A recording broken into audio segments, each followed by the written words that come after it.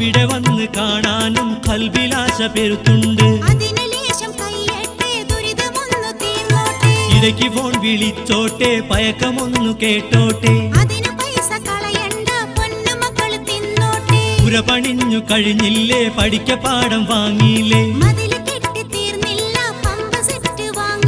വരട്ടെ പൊന്നെ, വരട്ടെ മോളെ, വരട്ടെ കരളെ.